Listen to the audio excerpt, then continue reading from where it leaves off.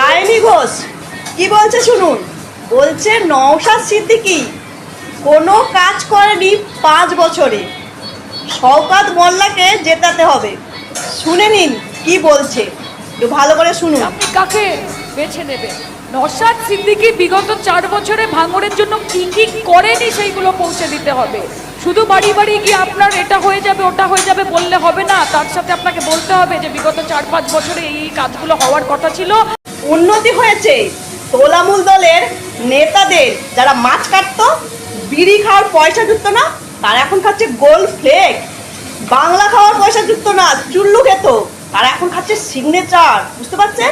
তারা 4 তলা বাড়ি, বুঝতে পারছেন, 4 চাকা নিয়ে ঘুরে বেড়ায়। যেভাবে সিগারেটটা ধরে না, দেখে মনে হবে কোন রাজার রাজপুত্র, কিন্তু দেখুন ফুচকা ব্যস্ত।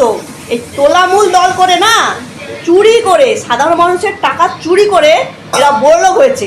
আর নওশাদ সিদ্দিকীর কথা বলছে, হ্যাঁ, এই মহারানী যাদবপুরে কি উন্নতি করেছে বলতে পারবেন? লজ্জাও করে না এইসব বলতে। তাহলে শুনলেন তো কি বলছে, নওশাদ সিদ্দিকী কোনো উন্নতি করেনি 5 বছরে। কি তোলামূল করেছে? 15 বছর ধরে তোলামূল উন্নতি করেছে। চাকরি দুর্নীতি থেকে শুরু করে কয়লা চুরি, গরু চুরি, 100 দিনের কাজের টাকা চুরি, এমনকি মিড ডে মিলের শিশুদের খাবার পর্যন্ত চুরি করেছে। শুধু তাই নয়, রাস্তায় মেধাবী ছাত্ররা বসে আছে। 80 লক্ষ বেকার ছেলে, তাই বেকার ভাতার 80 লক্ষর উপর ফর্ম জমা পড়েছে। বুঝতে পারছেন? এই 15 বছরে তোলামূল কোনো উন্নতি করেনি। করেছে কি?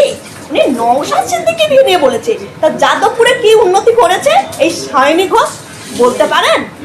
বলছি এই 15 বছর ধরে যে চুরি দুর্নীতি করেছে, এ তার মানে কি বলবো, এর কোনো কথাই হয় না।